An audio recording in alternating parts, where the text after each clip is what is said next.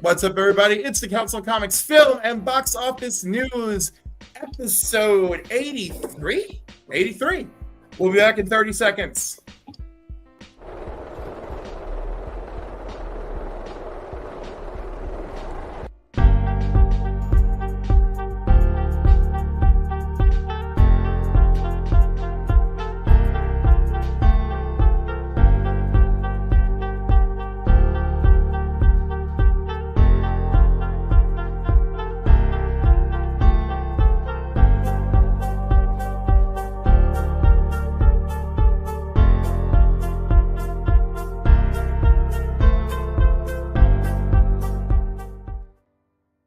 It's good, Council of Comics. Welcome to the Film and Box Office News live podcast, episode number 83. We got a lot to go over. We got X-Men, Bad Bad, so many other things. But when you seen that Transformers 1, oh my. No. Black is like the brightest day. Where are the heroes? Soon as they get here, everything will be alright. I need a hero. Someone superhuman who can come and save my life. Crisis after crisis. What is good, Council of Comics? Welcome to the Film and Box Office News, and that's right, we're doing Unbreakable today. Oh my goodness, what a movie, ladies and gentlemen. But as always, it's Sunday afternoon, it's 5 p.m. on the East Coast, 2 p.m. on the West Coast. Please like and subscribe if you have not hit that subscribe button. As with us always, the Council, Cliff, C. Bizzle, Green Shirt Guy, and shout out to Phil, who is out there chilling. Is he he's on a boat somewhere. He's chilling on a boat. He's on a boat, mother. Don't you never forget. So shout out to Phil. Enjoy that. All right, before we get into anything, He's wearing a Nautica themed Pashmina Afghan. Let's get into these shout outs. Young at Heart Foundation is run by our good friend Mike out in California. Their motto is faith, trust, belief. And they have two ways that you can help children out on the West Coast awaiting medical procedures. There's two ways you can help. You can become a donor by hitting this register to become a donor button. More than 100,000 people are waiting for a life-saving transplant, and you can help them by registering as an organ donor for Donate at Life America. Way number two, you can sponsor a Hope Kit that's 100% tax deductible. They take all the funds together and make these great little gift boxes for the kids. If you want to help out in another way, give Mike a call at 323-396-9998 or email him at info@youngatheartfoundation.com. Do something nice for the kiddies. Alternatives, this is our home away from home. It's run by our good friend Anthony, one of the best people out in the comic book universe. It's located in Hyde Park, New York, 870 Violet Avenue. They have comics, cards, and toys. They have the Hudson Valley's biggest selection of comics. All of them are bagged and boarded. They have card tournaments on the weekend. Lorcana, Pokemon, Magic. Great shop. If you want to get in touch with Anthony, and if you haven't started a pull list yet, a pull list is basically telling a shop to hold these books for me when the day comes. You'll get 10% off with Alternaverse. You just have to give Anthony a call at 845-233-4234 or email him at alternaverse2@aol.com. The website is alternaverse.net. There's also AlternaCon 3 coming up May 4th at Alternaverse. This is their annual comic book con. They'll have tons of people there from like Ryan Gary Brown, Christian St. Pierre, our own Green Shirt Guy is going to be there. Our own Steve DeSario is going to be there. Static Rabbit Inc. is going to be there. It's a fun day of vendors, cosplay. Just come on out, have a good time. We're also having Cliff, can you speak about the GoFundMe? Because I'm not too much on the details for that. Our event organizer Tom, his little sister Harper has been diagnosed with cancer. I think it's leukemia. So we're doing hashtag Harper Strong to pass the word along, and everyone who is attending has put something in for an auction to do to help raise money for the GoFundMe. So I think that's really wonderful. Is including Kevin Conrad, who's basically our guest of honor because he's worked at Marvel, DC, etc. So that's what it's about. Like, please go check it out on the website. When you check it out, there are links directly to her GoFundMe as well. And it's on my Instagram page in case you can find it nowhere else. Excellent. Check that out, ladies and gentlemen. Please, indeed. Next up, we're part of the Sunday legendary lineup, ladies and gentlemen. We got Comic Book Church at 10:45. That was earlier today. The Sunday Sort with Geek Culture was earlier today. We're here at 5 p.m. Council of Comics. Then you got the Sunday Sesh at 6 p.m. Then at 7. Wait, I feel like I said something wrong back here. The Sunday Sort. Who is this? Where? That's Phil's Treehouse at the Sunday Sorts. Phil's Treehouse. Okay, I'm sorry. I didn't have a logo on there, so I wasn't sure. Well, that's Phil's the name of the Treehouse show. at 4 p.m. He also does Phil's Treehouse. There's two different things. Okay, same channel though, right? Yeah. Yep. Yeah. Yes. Yeah, same channel. All right, and then 6 p.m. the Sunday Sesh. You know how that goes. And then 7 p.m. kicking it with K-pop, and at 8:30 at Week's End, and then Sunday night cleaning it up. Trev the Shipping Guru and Evil's Comics closing out the legendary Sunday lineup. Check it out. All right, our channel, the Council of Comics. We're at 8:30 on our way to 1,000. We have. I haven't put a lot of videos out. We're focusing on the live stuff. I promise you, stuff is coming. We just needed ourselves a little break. We'll talk more about that at the end. Please like and subscribe to our channel. We're only 170 away from the big 1,000. That is a big, big goal for us. Thank you very much. Then we have Cliff on Comics, who's at 680. You got something quick to say, Cliff? Oh my God, I got stuff going on all the time. But look forward to Comics, Coffee, and Cliff on May 4th, which of course I chose a Saturday to debut it. That's action-packed. We got Free Comic Book Day, May the 4th happening. We got Alternacon happening. I'm starting a new morning Saturday show. And the 2,000 subscriber giveaway for Rob Fadstocks is that same day. It's an action-packed comic book community. He started out sounding like he had nothing. Come on, Cliff. Come on. All right, check out Cliff on Comics and get subscribed and to May that. 3rd, the night before, Oh. May 3rd, I've got an all-new Crisis Quest with Very Gary Comics and Principal Defects. All right, When you're are gonna we have to give doing me a council? schedule? When we doing what? One? When are we doing a council flavored Crisis? You know, I kind of wanted to do it for Free Comic Book Day, but there's so much going on. I decided it's a bad idea. But if we do the week after, we could probably do it. Well, Send me an invite, my friend. Send me an invite. could we not just tape it and then release it on Free Comic Book We Day? could do it that way. Just, All right, we'll talk about that later. saying. All right, I like we'll it, but talk about that later. I feel like there's enough happening that day. I want to leave that day alone. We'll talk about that later. All right. And Couching and Slouching with C Bizzles at 374. C Bizzle, a little bit about yours, please. I'm only 26 away from 400. I already have a video plan because I never did a 200 giveaway or a 300 giveaway. I got some stuff I got behind me, some nice giveaways. Little hint, a couple of Gleason's work I'm going to be putting in it. I'll let y'all know a little bit later, but I'll do a lot of unboxings.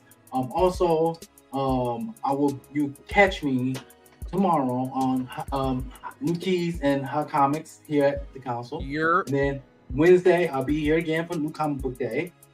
And then I'll be here again next Sunday. So that's where you'll catch me. All right. Excellent. All right, let's see what we got in the comments. We got Las Cruces, 1971, the legendary, always here. Thank you for showing up. Evil's Comics, he's part of the closeout tonight. Thank you for being here. Phil's Treehouse, he's part of the lineup too. Thank you for being here. Meatwad #1 is in the house. Good afternoon to you as well, Meatwad. Big L, Larry Jackson. Hell no. Shout out to you, Larry, for being here. We saw Larry today at the toy show. That was fun. John's Comics with Kids is in the house. Evening to you as well. Canadian Survivalist is in the house. What's good? Thank you for joining us. Circumstances is in the house. What up, homies? Never enough, Cliff. Until you're with us. Circumstances. That's why when Cliff was like, I'm going to do this and that, we're like, have fun with your friends, Cliff. They don't ones love you- me. the Only ones you Seabizzle never loves wait me for. because he's in Texas. That's it. Legion of Comics is in the house. Thank you very much for being here. Boom, boom. All right. I guess we got to get into some of the stuff that came out this week. Let's see. What do I got here? I got this. We got to talk about it. Transformers 1 trailer came out. We got to talk about it. Everybody here seen it, right? Nope, I haven't. You but I'm haven't looking seen it. I'm watching this going, what is this? Exactly. What is this? This is all right. This is the animated Transformers movie that they have been promoting for the last 2 to 3 years that was coming out. It was told to be a prequel to the Transformers. I don't want to say the movies yet because I'm trying to think if they didn't say that then they saved themselves. But I guess a prequel to the Transformers lore. It's not good. I'll say that. And Go ahead. I'm sorry. When it was released, people were more expecting a form of maybe the beginning of Bumblebee, how that was. People were kind of expecting that. But what they received, to some's delight and some's not, is more of a DreamWorks Pixar Transformers. Is that And- Megatron sitting with him with Optimus Prime? Pre-Megatron. Yes. So Yeah, they're buddies. They're supposed to be buddies way back. They actually brothers. They were friends I mean, back in the lore. They were. Yeah. As far as it being this loose with it, I wouldn't think so. That's what This I'm is saying. directed more toward kids. Let's put it that way. Clearly, this looks And- like if you watch what's that the one that was on Netflix for a while that was Something War for Cybertron or something like that. no, it was a kids one. Oh, Oh, I know what There was a Yeah. police car, a fire truck, a helicopter. yes, I know what you're talking about. What's that, RJ?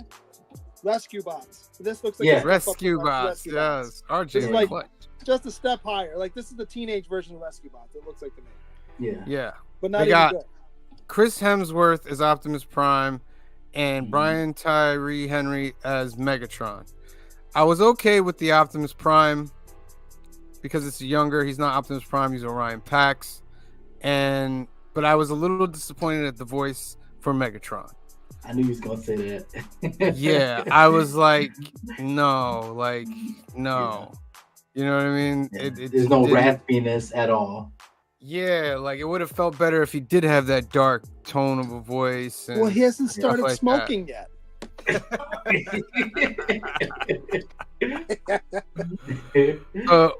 What are your thoughts out there, Cliff? I'll start with you. I mean, it's for children, so it's fine, and why shouldn't it be for children if we want younger people to get into these properties that we love? So it's more of a good thing. I think the shock of it all was everyone really felt like this was being marketed to them as part of the Transformers universe that we know in the movies, and then it turns out to be this, and everyone's like, no. But like in reality, like, go take your kids, go take your nieces, go take your nephews, or go take your ass to another room and watch another movie. Right. Legion says, hell yes, the Transformers 1, so he's a fan for it. Evil And he's says, got two not kids. really the lore. It's not really. I mean, it's not. It's based off of it. Legion also said Megatron is called D16 for anybody who's not aware. He's D16. Larry, the Transformers man, Prime. Oh, they even mentioned the Rescue Bots. We should pay attention to that comment section more. Let's look forward to him becoming Megatron. The turn will be heartbreaking. I hope so. Yeah. That's why I kind of watched the trailer though, like studied it. There's some dope stuff in this trailer. Yeah. And I was like, okay, maybe they're just showing these little scenes that are, funny to get kids in.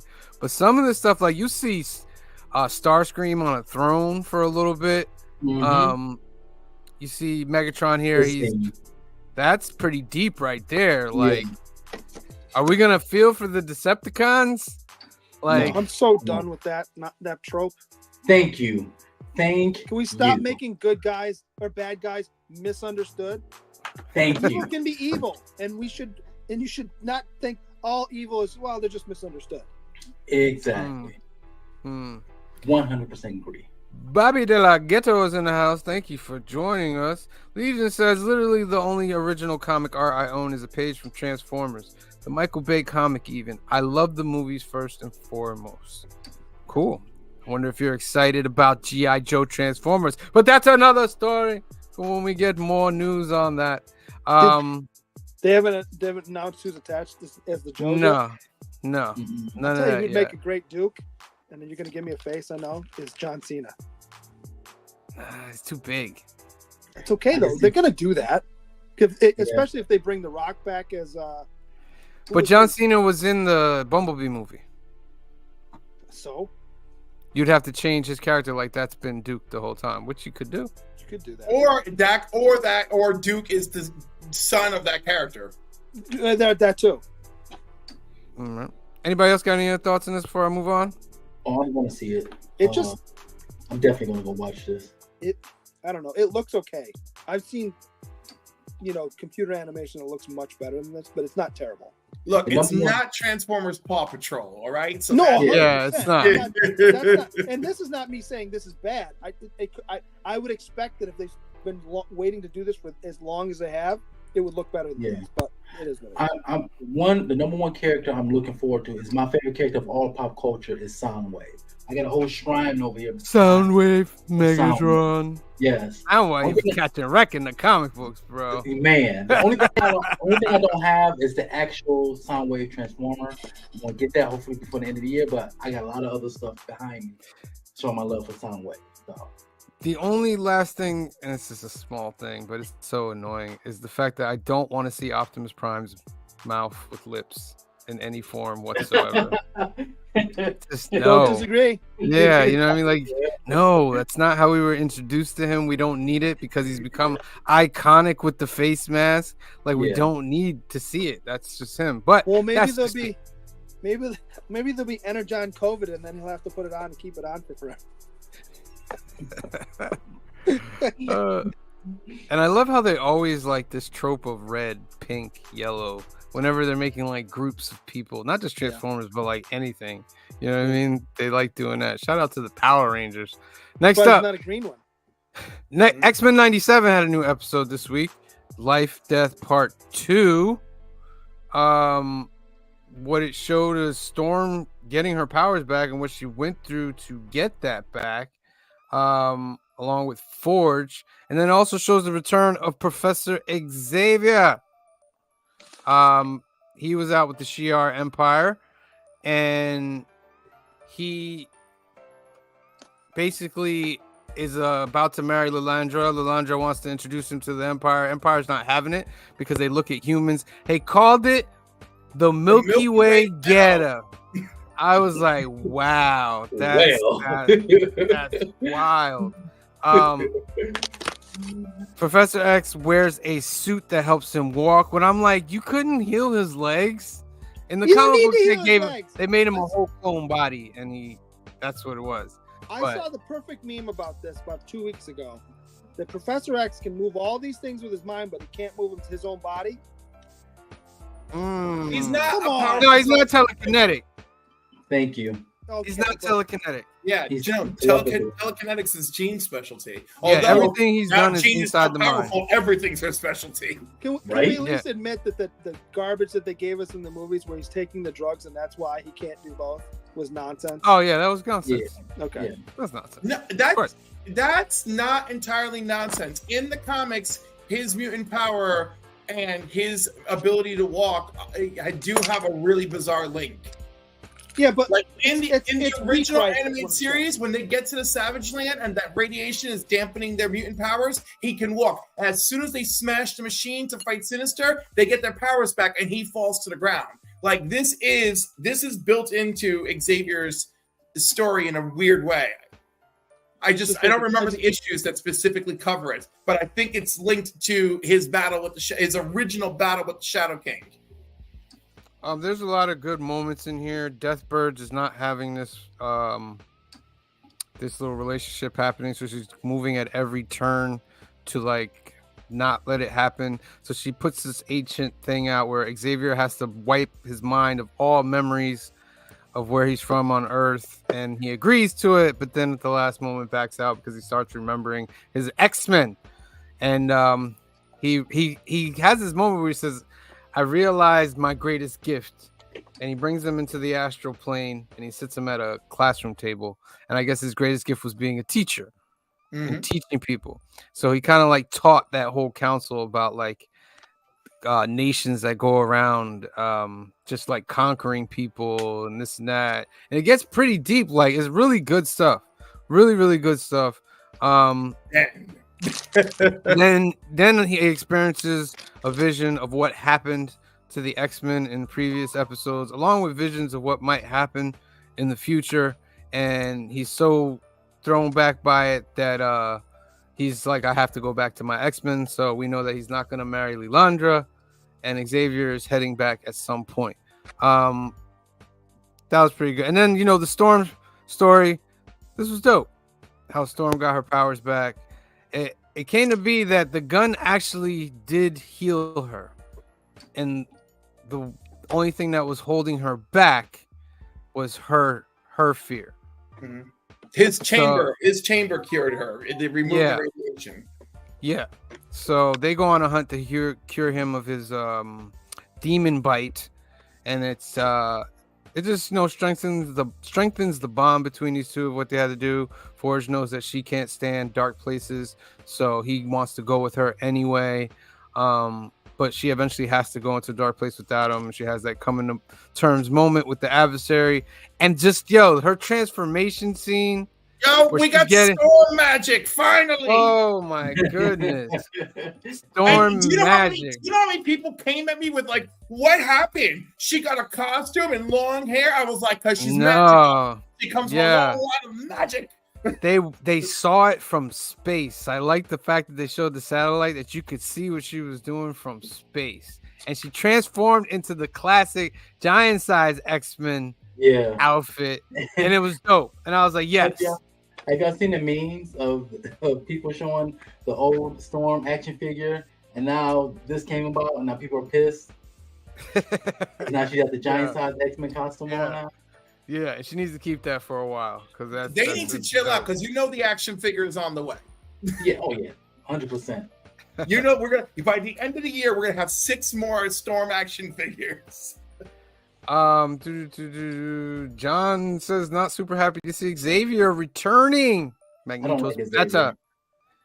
Yeah, well, now that I've read more modern comics, like especially with the latest X-Men, I was like, Xavier's trash, bro. Like he's lost his way so much. He's no longer unless he's just playing the part this time, which I'm hoping and praying that he's just playing along and he didn't screw them yet again for the 1000th time. Is he in any of the 3 comic book covers they released for the new X-Men books? Is he on any of those covers? No. I got a feeling he's out of there. They have a prisoner. The thing is, like, they do a lot of X-Men characters dirty in the comics. That said, for the sake of this show, the Xavier we've gotten in the show is a good guy, just like the Cyclops we've gotten in the show is a good guy. So I just hope that, like, when Xavier shows up, it's just 3 episodes of, you know, Mutants United kicking ass. And then maybe. Did you say Cyclops is a good guy? Look at that. Cyclops is a good guy. Who are you to judge? Who are you to judge? I'm not judging. I'm just saying. You are judging. You are judging. I'm just saying. Jean Grey. Is this Madeline or Jean Grey? One of them looks good. Madeline's on the bed. Jean is the big, like, Jean looks good. That's all I gotta say.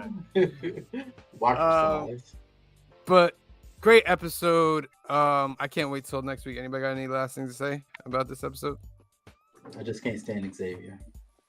Really? comic book Xavier. I was gonna say we're talking about in the Comic book. context of the episode. Yeah. This one I'm okay with, but comic book Xavier is Also, in the context of the episode, it appears that they're all learning about Genosha at the same time.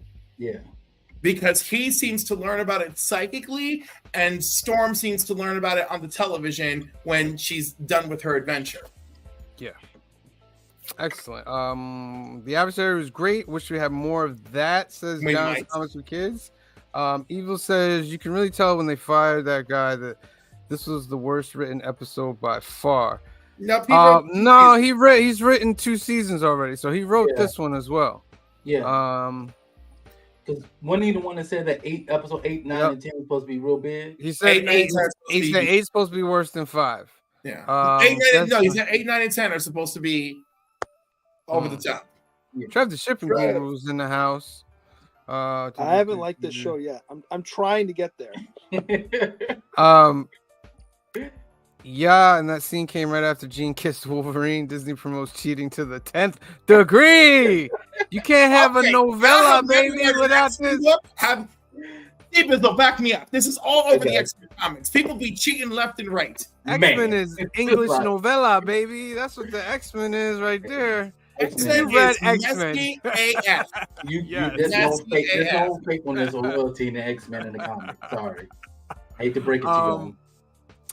Magneto is Malcolm X and Professor Xavier. Yeah, that was what Stan Lee said. He had mirrored the 2 characters. Over. Yeah, Stan Lee said that later in life, and I want to discontinue talking about that.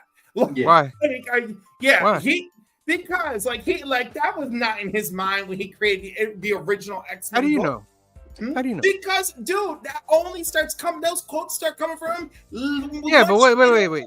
This is why I like to tell people like this. How do you know? How do I know? Have you been inside this man's mind? Were you there inside his brain when he created this? All I have to do is read X-Men issues 1 through 50 to be inside his brain. No, that you just have a thing that he's written from his mind. You don't have his whole mind. You don't know that. You're making an assumption. See, Bizzo, Magneto in the early issues of X-Men. Does he come off as Malcolm X or just a full-on evil When ass? you base something, no. He said he based the idea around it. When you base something, you're not matching it scene for scene of what they did. I can see what you're saying. On the idea of them, and it matches perfectly. Yeah. Later in life, the original X-Men, as Stan Lee wrote them, Magneto doesn't hold a candle, a resemblance, an inkling of an idea. But that's 50 years. That's 50 issues afterwards. No, we're talking about his whole old run. It's Chris Claremont that solidifies them as these more iconic roles of Malcolm X and MLK Jr. That comes later. Wait. Where did he get that from? Where did he build upon that from? He built on that from Stan Lee saying, "This is what I based it on." Listen, Stan Lee. If Stan wouldn't have did that, Chris wouldn't have been able to do the little things that he wanted to do. So let's stop trying to take away from. But you don't Stan know Lee. And I love Stan Lee, and I would never talk ill of the dead. But you don't know that he didn't say that much later and go, "Oh yeah, that's actually a really good idea." What if I say this?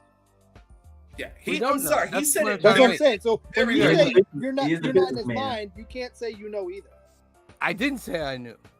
Well, I'm It saying could be when either you're, or. what, I'm what going saying off. is when- I when didn't you say I say knew. to I'm Cliff, going you off don't of know, what you don't know. I'm going off of what he said. You have to Right, go off but- of what they say.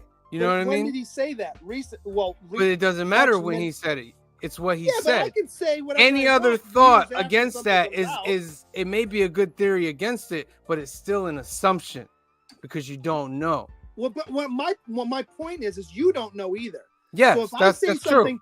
if I say something 50 years after I release it, and I'm like, well, I really meant this because that's the popular If that's what narrative. you said, he never said that. What are you talking about? Like he didn't what go I'm- back what on I'm what saying he is said. you're saying that Stan Lee said this, but you don't. But he said it well after it was published, not at the time. He said it later, Right. So that But he didn't. it's easy to say so- that. Yeah, I said that. Because it's popular to say But that. listen to and I'm that gonna though, look like at that. the big Then we can't take anybody's word for anything. Then 100. I don't disagree. you see what I'm saying? Like we have to base it on and something. I play totally double get your point. I totally I get play your devil's point. I advocate. get it. I'm just saying. Yeah, I totally get your point. But like, it might have been false, but there's also percentage that say it could be true. That's, You know what I mean? That's fair. I'm just, Great conversation, my friends. All right. Last little thing I want to talk about. Bizatch. I'm Bizatch. one behind. Oh no. I'm one That's behind. right. I didn't You're watch not this really week missing yet. a lot. This last episode really didn't have a lot. Cliff, did you watch this last episode? I haven't watched the last episode. Okay, you didn't miss a lot either. All right, so No, Is it we'll wait 16? for We're it. not done yet, right? So that's Did we good. determine that it's 16? Yes, Okay. it is 16. Yeah, And I bet you the last 3 are like an hour. probably a little closer to that. You're not missing a lot in this. I'm not gonna spoil it for you since you didn't watch, but let's just say it's classic Bad Batch team trying to figure out something to get somewhere, and they kind of leave you like, oh yes, you know what I mean? course. Like, so we'll talk more about it when you guys get up to speed on that. I'll probably watch both All of them on this Wednesday, so I can just get an hour worth of, Evil, you said you see a 12-year-old watching this. What is he talking about? X-Men? I think he's talking about Yeah. X-Men. You're talking about A 12-year-old? Probably not. Well, maybe. depends. But a lot of it's going to go right over their head, too. So Yeah. I do see a Depends. 12-year-old watching it. Not maybe like a 8-year-old or 9-year-old. Yeah. I could still see an 8 and 9-year-old watching it just because it's cartoons, it's X-Men, but they're not going to understand really what's going on. It's the whole scope of it. Right. They're going to get the real base notes, and they probably enjoy it for that. But the real context of everything, yeah, they're going to miss most of it. Yeah. It's kind of the All right, reverse of most cartoons, though, because most cartoons are based on you target to the 8-9-year-old, but then you have background jokes that are for the parents that have to sit there and watch it. Okay, You just said, ain't no kids care about this show. and nobody got time. that's Disagree. true, but I want to throw this out there. What do you remember watching at 12 years old? Mm-hmm. What was the Real year? Give me the Ghostbusters? year. I'm sorry. Give me the year. I based it more on you. 1990, Real Ghostbusters? maybe 89. That's a tough one. Real Yeah. Ghostbusters? I'm just saying. I By was the- about a year or 2 or 3 into like X-Men, Well, like that 1990. Chris Claremont run. So 90 Yeah, Batman. That would be by the Batman time culture. 19 By the time 1990, I was 13. 1989 rolled around, I had seen Freddy Krueger movies, Yes. Friday the Yes. 13th movies. I Cliff is watched people correct. get murdered left and right. I saw Cliff is movies correct. left and right, and I'm just like, Yeah. are we just sheltering children all of a sudden? Well, you got to remember, we're also, our generation is the things that we saw during our upbringing, as opposed to what kids see today. It's not even in the same That is true. sphere. That is true. Mhm. Well, Think- some would and- argue that. and I don't want to get blue with this, but think about how much porn you saw and how difficult it was and how accessible it is now. Maybe. Think about Right. how much That- you guys care. that's my Think point. about it. That's Think my about it for a point, second, too. everybody. Just think about it. Yeah, listen, that may be a little bit too extreme to my Well, point. what I'm saying is kids today, what they see Cliff and what they extreme? consider What? normal, as opposed to what we consider normal 20 years ago, it's not the same. Extreme to my point, Samuel. Extreme to not extreme to me, but extreme to my point. I'm just saying, I feel like stuff is written way better now, even for children's shows. There is far more depth in the things that we had. Everything that we had, it was all very contained to one episode, and a 2-parter was a big deal. Yeah. Devo makes a great point. He says you're also sneaking into that stuff. Freddy was rated R. I saw Freddy on video. Oh, y'all are cute. That shit was right in my house. My brother was just right in the living room. And there was nothing Lee- worse that back when we were growing up then. You're getting to the end of the episode. How are they going to wrap this up? And then to be continued, you're like, oh! Yeah. And then Legion if you says, had I a remember. three-parter- If you had a 3-parter, you're like, not again. Legion says, I remember going into the woods with a verbal reassure map looking for the Playboy. No, treasure that map. was Right. Able to be hidden there. Yep. It was there. That guy saw a boob. Yeah. Talk to him. I don't know, Cliff. I watch a lot of kids shows. There's no depth. Again, Mark, I'm talking at 12-year-old kid level. I'm not talking about Paw Patrols. Like I'm not going down. I'm not going down there. Larry said I saw Freddy Part 2 in the theaters. Having said that, I can't recommend Bluey enough. And I love Kip. Bluey. And I Kip. gotta watch. Kip I is gotta really watch funny Bluey. if you haven't watched Kip. Watch Yeah. Kip. Yeah. All right, And ladies and all gentlemen. those shows. Bluey does have depth. Bluey's Whoa. amazing. Yes. We have this week's box office, my friends, for April 19th, 2024 through the 21st. Civil War comes in at number 1. Staying atop, added to 91 theaters. Abigail enters at 10 million. I gotta go see That it. actually looks all right. Yeah, my fiance want to go see it. I won't have to take her. Just a quick note.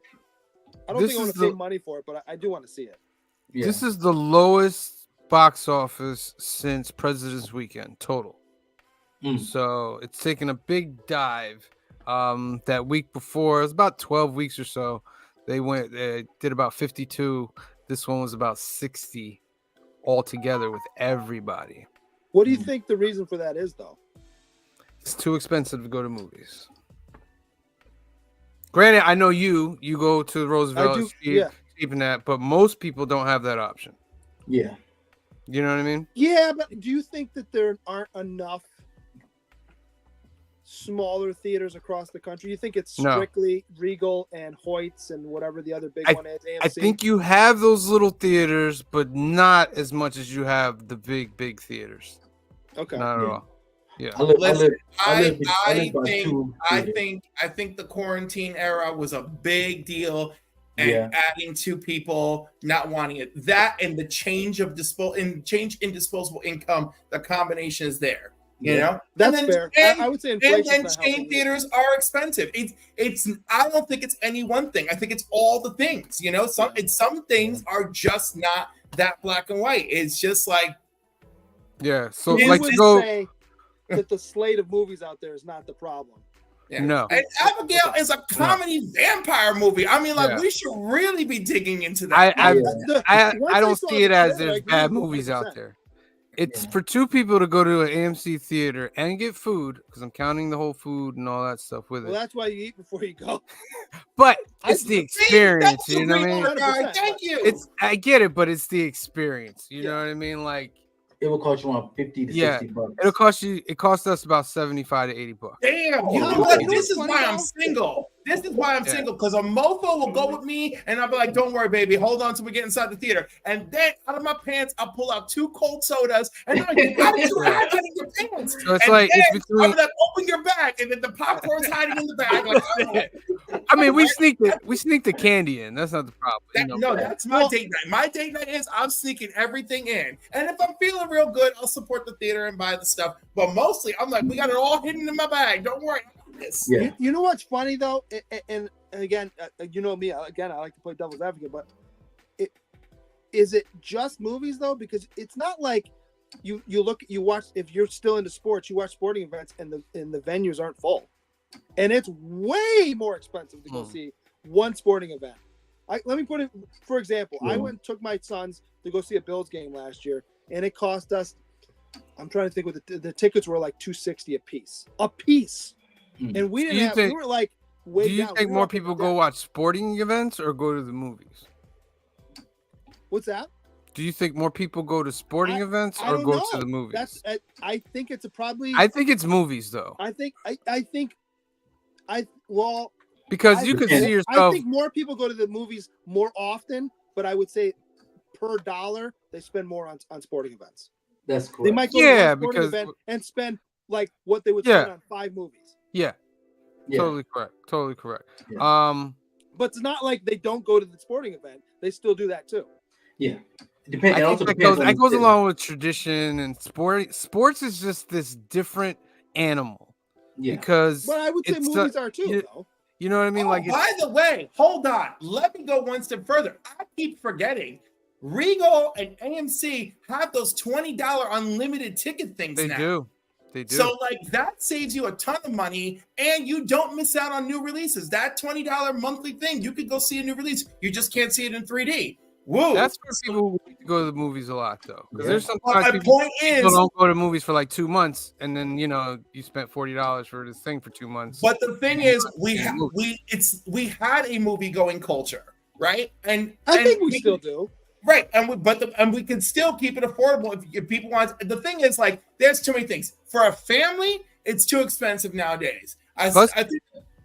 No, you're right. Plus the technology. The technology has made home life theater a big thing now. Like technology has made home life have the theater experience at home. Correct. You know, Yeah. But I would still say I go see the tentpole movies in the theater because there's nothing like it. Because all the Marvel movies, some of the DC, which is still happening. Like, say Deadpool, Wolverine, that's going to be $1 billion movie. Oh, 100%. Dune was making money. It's these movies that are getting hit. Listen, Godzilla X Kong is a theatrical experience, I assure you. Yeah, because it's just big, blazing fighting. It's great.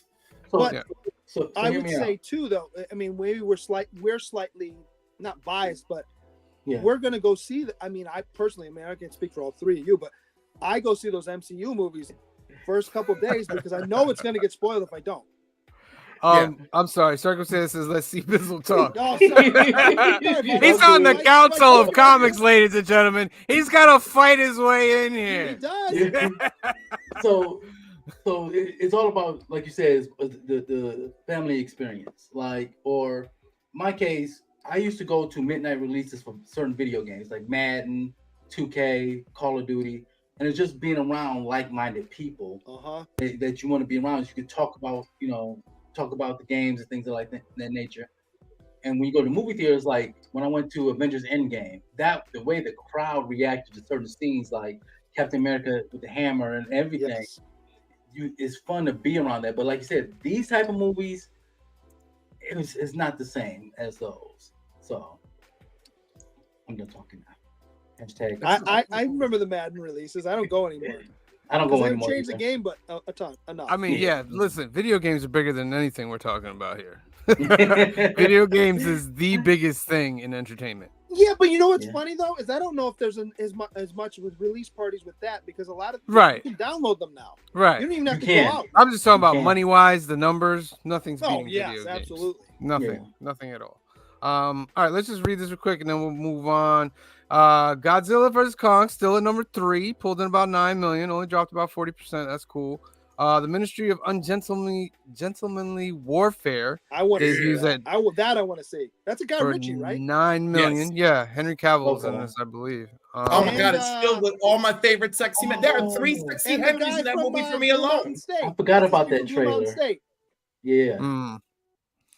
Spy versus Family Code. White. What is that? I don't know. I gotta click on this. What is this? That just screams at me. Oh, it's anime. Yeah, no, I'm good. It's anime. After receiving an order to be replaced in Operation Strix, Lloyd decides to help Anya win a cooking competition at Eden Academy by making the director's favorite meal in order to prevent his replacement. That just screamed to me of Spy Kids 3D. Yeah. I think that's what it's about. I think it's pretty much that. Kung Fu Panda comes in at number 6 with 4 million. Ghostbusters Frozen Empire still on this list. I gotta see this now. It's not dropping. Well, it's dropping, but it's like staying in the middle.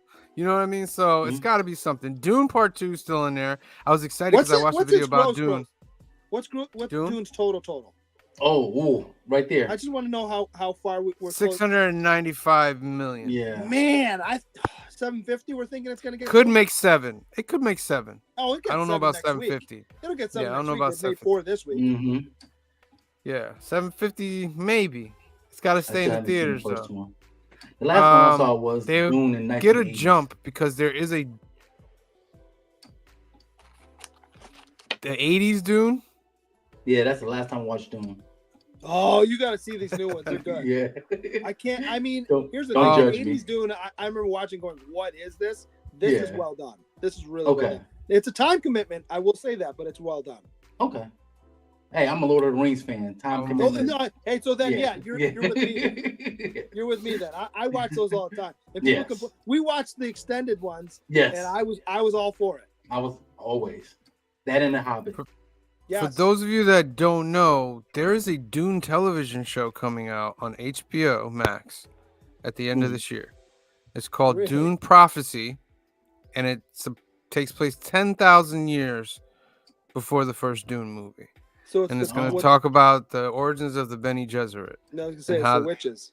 Yeah, and how they started the prophecy. And when I learned about the lore of Dune, I was like, oh, that's fascinating. They were a technology-based people that decided they wanted to kill all technology. And they had like this huge war where they were killing all the robots and everything. And now that was before they discovered spice. And now, since they discovered Let the spice spice, flow. yeah, after all those years, the spice gives the humans ability to act like computers. That's why you don't see you see technology, but you don't see like AI type technology and stuff like that. So I thought that was very, very fascinating. Very fascinating. Okay, Monkey Man pulled in 2 million. First Omen 1.7. The Long Game 500,000. Shrek 2. Arthur the King. Sasquatch Sunset up 397%. Wicked Little Letters. Escape from Germany. Bob Marley's still on there. Immaculate Imaginary. Like Chimera. That's Thrawn Ship. Housekeeping for Beginners, One Life, The Beast, We Grown Now, and of course, number 25, pulling in 28 G's. Stress Positions. I don't know if I want to click on that, but you know. It's only in one theater. As Cliff switches the screen and clicks on it himself. I'm already there. All right, so that's your box office for this week, ladies and gentlemen. If you guys saw anything, please leave in the comments below.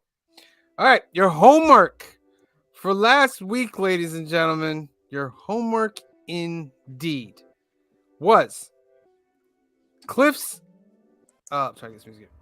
Cliff's trilogy was M. Night Shyamalan's Unbreakable Split Glass trilogy. Called, what was it? The 177 East Train. It's called the East Train trilogy. Is what they. Oh, is that what they're calling it now? Yes, I looked that up, watched some videos. Whatever the train was called, yeah, it's 177. that's the name of the trilogy because they've referenced it in each movie, going forward. Let me bring it up here. Like, you know what'd be interesting, and I was thinking about this while watching this movie, is you know how there's the all world encompassing Pixar where if you there's a whole theory where they're all the same world, and this time somebody figured out how they all work together. If you did that with M. Night Shyamalan, because he's in all of his movies, so it'd be interesting to see how somebody figured out how to make it so it's all one world and how it explains why he's in all of them.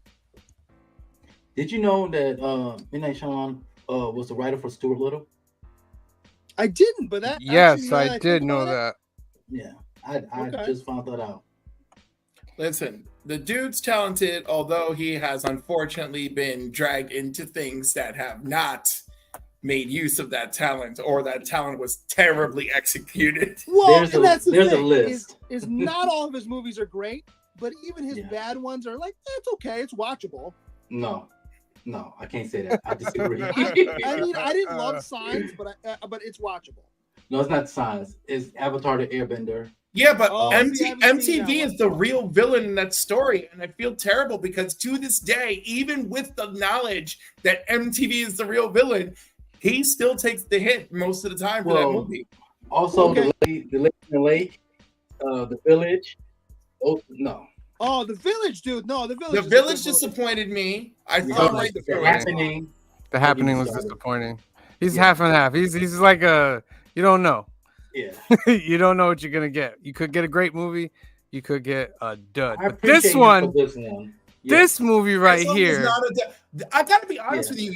It's good, and I like this movie. Right? I love this movie. God, y'all really love it, but this movie is boring. It's top 10 for me now. Nope. 100% Cliff. Top 10 for You me now. gotta stop, Cliff, because you and I agree every week now.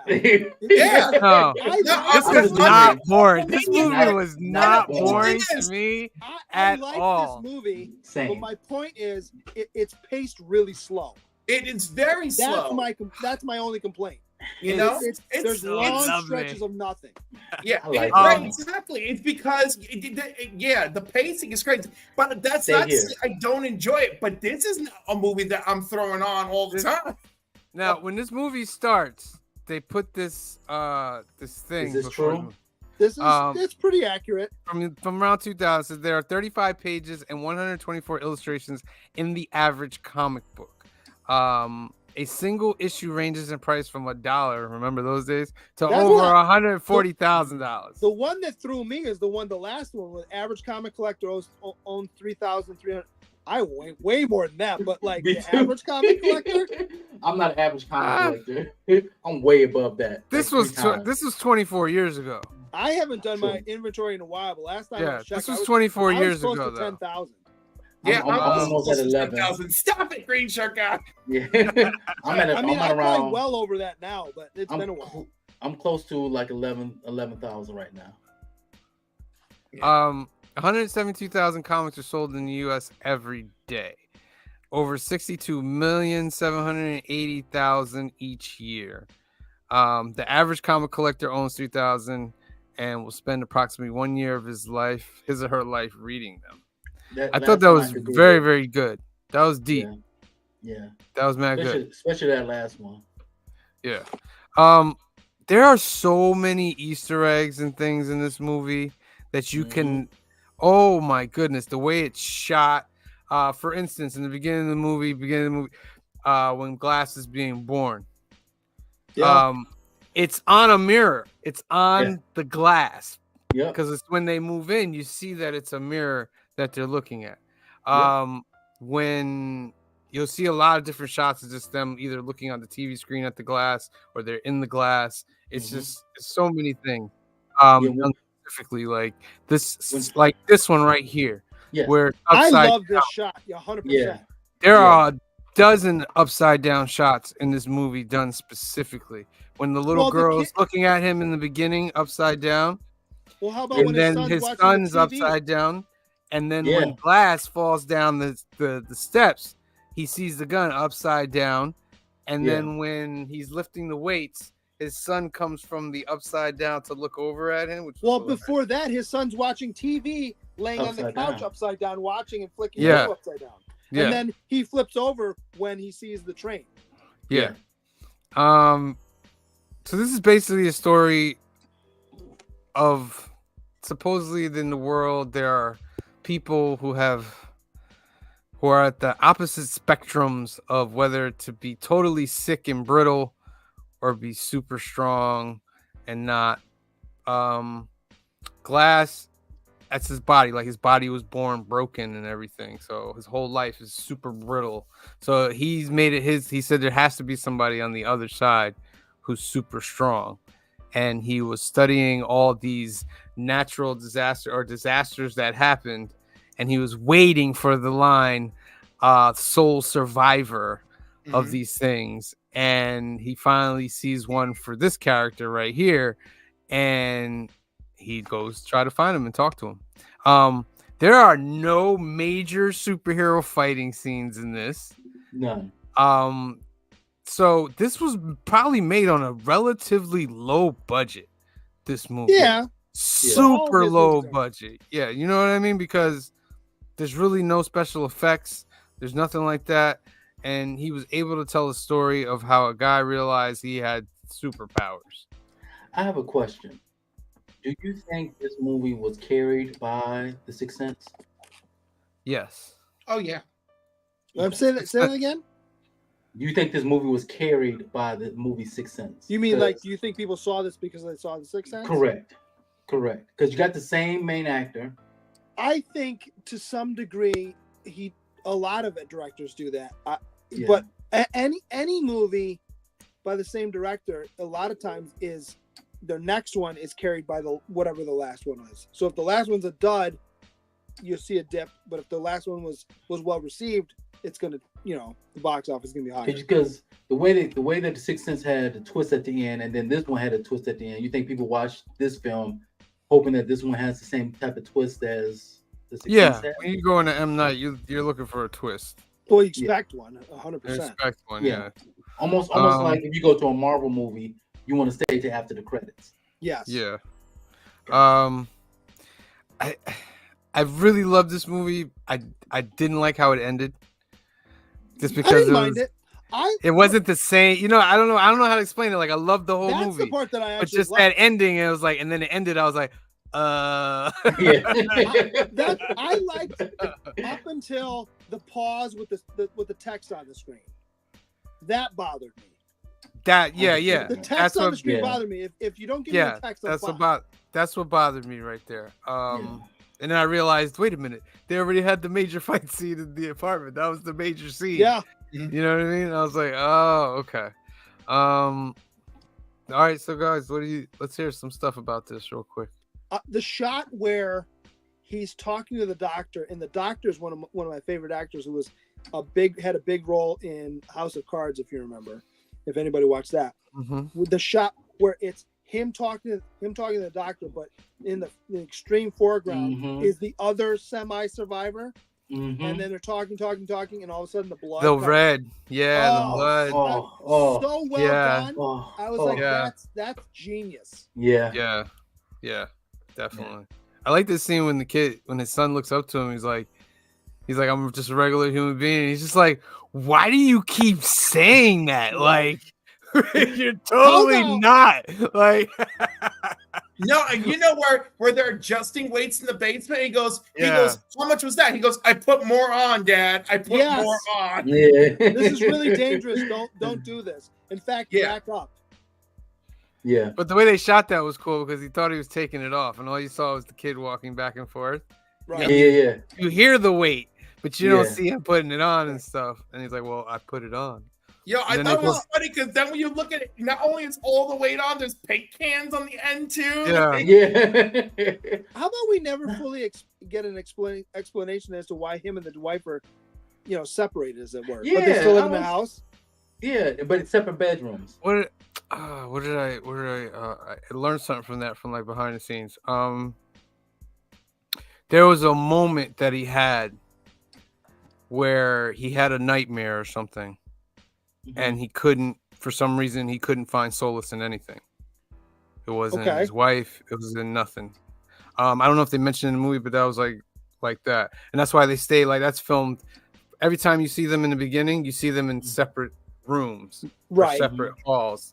And it's only when they finally come back together that you see them together.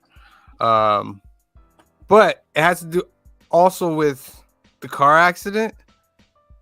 Yeah. She was in the car accident. Was that her? That was supposed to be her? Yeah. I didn't get that because it didn't look enough like her.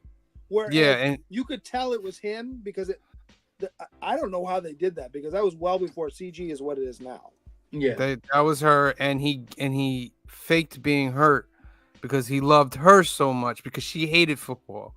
Right. Like, she hated football. And he gave up football for her. He gave it all up for her, and he faked like he was hurt. So I have a second question. If they made this into a comic book, would y'all go out and get it? No. No. It had to be a movie for you guys? I don't know. It'd have to be like, I don't know. It'd have to be, because then you'd have to continue it from, I guess, from Glass, or are you talking about like in between times? Well, no, just this movie, like how have Sin City, how they made Sin City, but the reverse. Make a comic book shot for shot, like with this movie. Into a comic book. I don't think I buy it. I'd buy the first issue.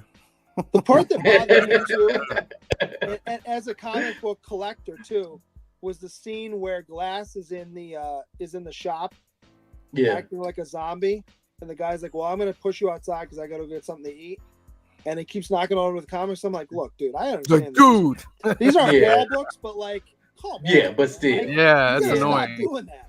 That Yeah. It bothers was me as mad a comic annoying. collector.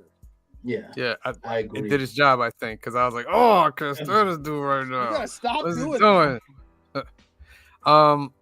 I guess it ends with Elijah finally convincing him who he is. He finds out his powers are like he can touch people and know what's going on. They find out his weakness is water.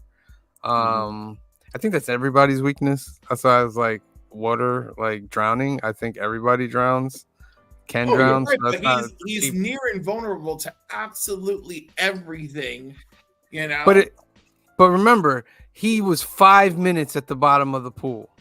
Yeah. So True. even his superpower wasn't like completely knocked out. It was because he had the superpower that he could last through there. So water hurt him, but not like kill him instantly though. True. No, but I think no, I think that I think that them, getting the water out of him, doing CPR, I think that is what allowed his superpower to kick back in and restore him. Oh yeah, I can see that.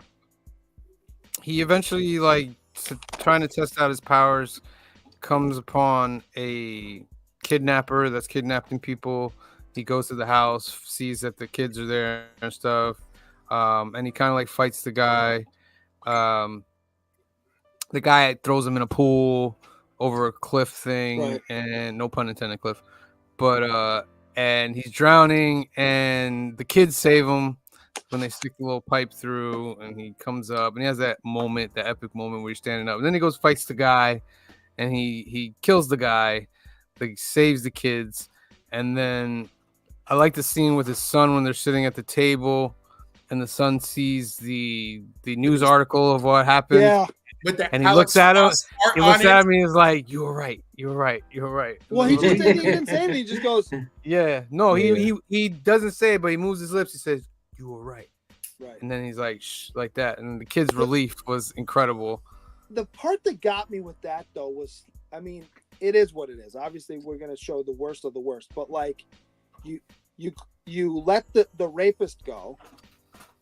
You let the people who hit people over the head with bottles go.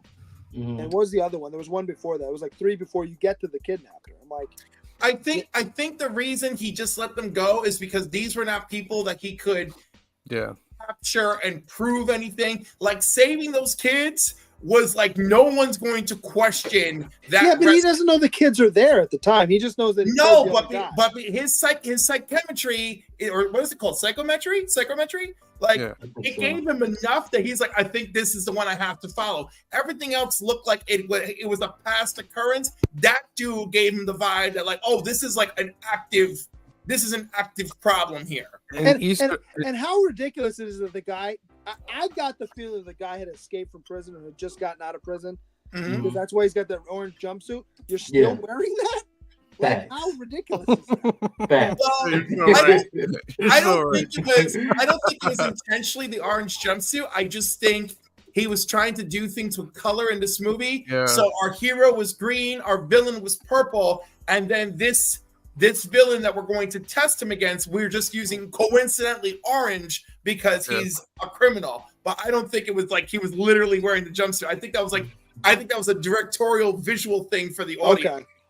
I mean, I'll buy into that because it doesn't say anything on the back of him when he's laying on the ground. Yeah. Oh, that's true. The other thing though is in the newspaper article we get the whole parka, right? And these people Yeah. clearly would have seen security on the back of it. So he's gonna get caught. Like you're gonna know exactly where he works. One of the people that he touched, if you remember the woman with the kid with the purple Mhm. coat, that's the other guy grown up in the next movie. Yeah, that's Oh. right. That's supposed to be Split's. Yeah. I never seen Split, so Oh, ho, ho. Oh, man. yeah. You're in for Or- a treat. I have not seen the next two movies, so Yeah, this one is the slowest of the three, if that gives you any relief, like as it does me. I didn't feel this one was slow. Me either. It's so I slow. thought it was great. You know I thought it what? was great. And maybe because I've watched it a few times, Yeah. it's. But yeah, I mean, I loved it the first time I watched it, but on every rewatch where I know what's coming, it's been Mhm. slower for me. It's just really slow. It's still a good movie. It could have been an hour and 20 if you sped things up. There's 25 minutes of wasted time in this movie.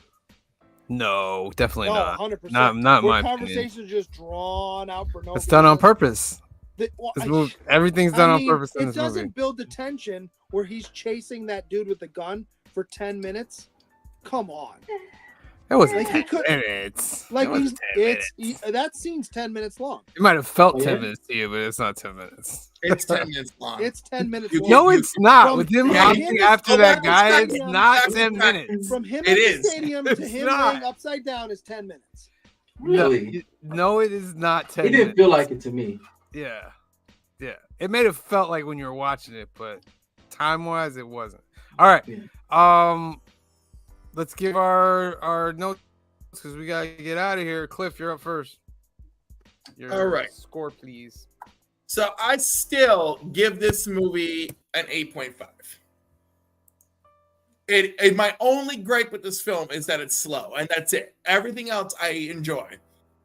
I like the acting. The cinematography is incredibly impressive for the year 2000. Mm-hmm. Agreed. Acting great. The visuals great. The lead into the surprise ending great. The SVU stopping word on the screen thing at the very end. Interesting choice to go don't with. like Okay. So it could have been a 9 if that didn't have such a jarring effect at the end of the film on me. All right. Great. Little Easter eggs, like the Channel 4 News logo is the Fantastic Four logo. I thought that was great. Yeah. All right. Cliff gives it an 8.5. Green shirt guy. So again, I thought it was slow, very slow in spots. I did enjoy it. So this is not, I don't like it. I would never watch it again.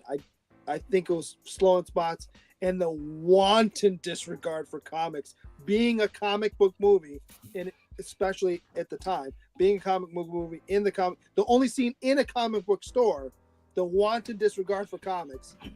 After this guy's supposed to be the big comic book guy, I got to give it 7.5. Okay. 7.5. See, That's Bizzle. So I enjoyed this movie so much, even back in 2000. I was just a young man during the time this movie came out. I wasn't really fully collecting. I was on and off. And I really love this movie for the fact that it was a comic book movie, but not a comic book movie. And I really like that about it. I had no problem with the pacing because I was good with that. Like Green Shirt Guy, when he was messing up the comic books, that made me cringe more now that I'm more of a comic book collector now. But back then, it just made me like, but why? So I had to give this a solid 9. Okay. I will also give it a 9. I thought it was one of the Wow. best superhero movies ever made. It's the perfect grounded superhero type thing. Mhm. I didn't feel this way when I first watched it. This is like I've watched clips before, but I can say this is like the second or third time I watched it, and I was just blown away. I was like, "This is so good." I'll give it a 9. There you go. Our average is an 8.5 on this one. 8.5. Great movie. All right. So next week, your homework, council. You are to watch Split. Ooh, this was That a is- tough one. Of that's the the three, second this part. is the toughest one to watch. It Um, is? Not because it's a bad movie. It's just psychologically Yeah. distressing. Okay. And And this this is part I'm gonna 2. watch this. And what's his name? I can't remember the Scottish actor. I'm blanking on his name right now. Is amazing in this, but he's straight up creepy. Okay. All right.